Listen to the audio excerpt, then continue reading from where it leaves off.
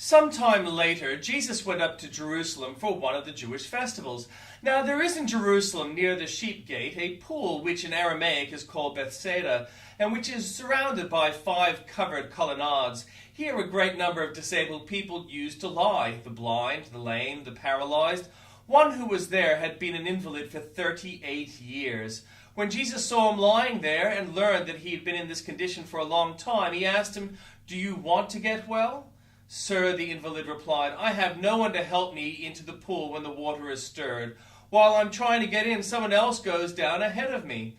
Then Jesus said to him, "Get up, pick up your mat and walk." At once the man was cured. He picked up his mat and walked.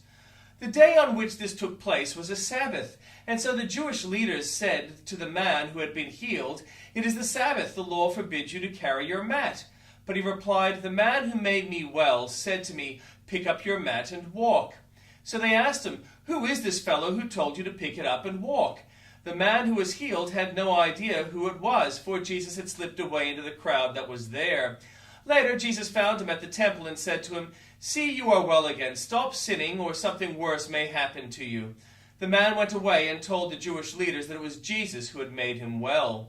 So because Jesus was doing these things on the Sabbath, the Jewish leaders began to persecute him. In his defense, Jesus said to them, "My Father is always at his work to this very day, and I too am working." For this reason they tried all the more to kill him. Not only was he breaking the Sabbath, but he was even calling God his own Father, making himself equal with God. Jesus gave them this answer, "Very truly I tell you, the Son can do nothing by himself. He can only do what he sees his Father doing, because whatever the Father does, the Son also does. For the Father loves the Son and shows him all he does. Yes, and he will show him even greater works than these, so that you will be amazed. For just as the Father raises the dead and gives them life, even so the Son gives life to whom he pleased to give it. Moreover, the Father judges no one, but has entrusted all judgment to the Son, that all may honor the Son just as they honor the Father. Whoever does not honor the Son does not honor the Father who sent him. Very truly I tell you, whoever hears my words and believes him who sent me has eternal life, and will not be judged, but has crossed over from death to life." And the Old Testament reading. During Jehoiakim's reign, Nebuchadnezzar, king of Babylon, invaded the land, and Jehoiakim became his vassal for 3 years. But then he turned against Nebuchadnezzar and rebelled. The Lord sent Babylonian, Aramaean, Moabite, and Ammonite raiders against him to destroy Judah in accordance with the word of the Lord, proclaimed by his servants the prophets. Surely these things happened to Judah according to the Lord's command, in order to remove them from his presence because of the sins of Manasseh and all he had done, including the shedding of innocent blood, for he had filled Jerusalem with innocent blood, and the Lord was not willing to forgive. As for the other events of Jehoiakim's reign and all he did, are they not written in the book of the annals of the kings of Judah? Jehoiakim rested with his ancestors, and Jehoiakim his son succeeded him as king. The king of Egypt did not march out from his own country again, because the king of Babylon had taken all his territory, from the Wadi of Egypt to the Euphrates River. Jehoiakim was 18 years old when he became king, and he reigned in Jerusalem 3 months. His mother's name was Nehushta, daughter of Elnathan. She was from Jerusalem. He did evil in the eyes of the Lord, just as his father had done. At that time the officers of Nebuchadnezzar, king of Babylon, advanced on Jerusalem and laid siege to it, and Nebuchadnezzar himself gave up the city while his officers were besieging it. Jehoiakim, king of Judah, his mother, his attendants, his nobles, and his officials all surrendered to him. In the 8th year of the reign of the king of Babylon, he took Jehoiakim prisoner, as the Lord had declared. Nebuchadnezzar removed the treasures from the temple of the Lord and from the royal palace, and cut up the gold articles that Solomon king of Israel had made for the temple of the Lord. He carried all Jerusalem into exile, all the officers and fighting men, and all the skilled workers and artisans, a total of 10,000. Only the poorest people of the land were left.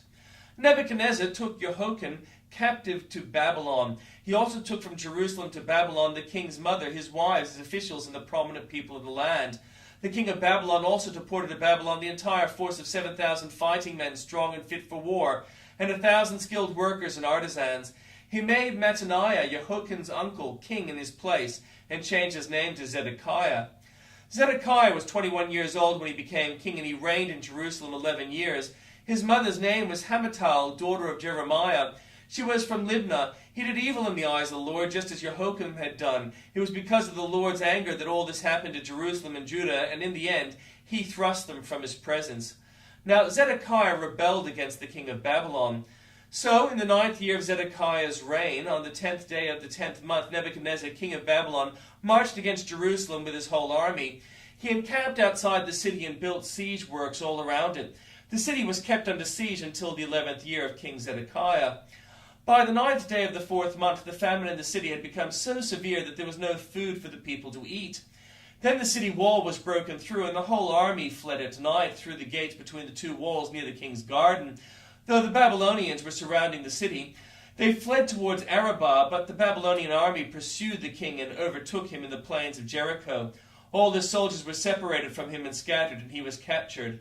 He was pronounced to the king of Babylon at Riblah, where sentence was pronounced on him. They killed the sons of Zedekiah before his eyes. Then they put out his eyes, bound him with bronze shackles, and took him to Babylon.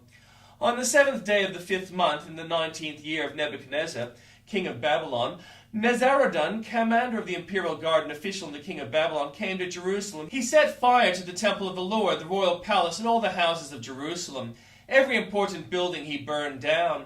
The whole Babylonian army under commander of the imperial guard broke down the walls around Jerusalem. Nebuzaradan, the commander of the guard, carried into exile the people who remained in the city along with the rest of the populace and those who had deserted the king of Babylon. But the commander left behind some of the poorest people of the land to work the vineyards and the fields. The Babylonians broke up the bronze pillars, the movable stands, and the bronze sea that were at the temple of the Lord, and they carried the bronze to Babylon. They also took away the pots, shovels, wick trimmers, dishes, and all the bronze articles used in the temple service. The commander of the imperial guard took away censers and sprinkling bowls, all that were made of pure gold or silver. The bronze from the two pillars, the sea, and the movable stands, which Solomon had made from the temple of the Lord, was more than could be weighed. Each pillar was 18 cubits high. The bronze capital on top of one pillar was 3 cubits high, and was decorated with a network and pomegranates of bronze all around. The other pillar with its network was similar. The commander of the guard took as prisoners Sariah, the chief priest, Zephaniah, the priest next in rank, and the 3 doorkeepers. Of those still in the city, he took the officer in charge of the fighting men and 5 royal advisers. He also took the secretary, who was chief officer in charge of conscripting the people of the land, and 60 of the conscripts who were found in the city. Nebuzaradan, the commander, took them all and brought them to the king of Babylon at Riblah. There at Riblah, in the land of Hamath, the king had them executed. So Judah went into captivity away from her land. Nebuchadnezzar, king of Babylon, appointed Gedaliah, son of Joachim, son of Shaphan, to be over the people he had left behind in Judah. When all the army officers and their men heard that the king of Babylon had appointed Gedaliah as governor, they came to Gedaliah at Mizpah, Ishmael, son of Nethaniah, Johanan, son of Kareah, Sariah, son of Tanumeth, and Netaphathite, Jezaniah, the son of Maccathite, and their men. Gedaliah took an oath to reassure them and their men. "Do not be afraid of the Babylonian officials," he said. "Settle down in the land and serve the king of Babylon. It will go well with you."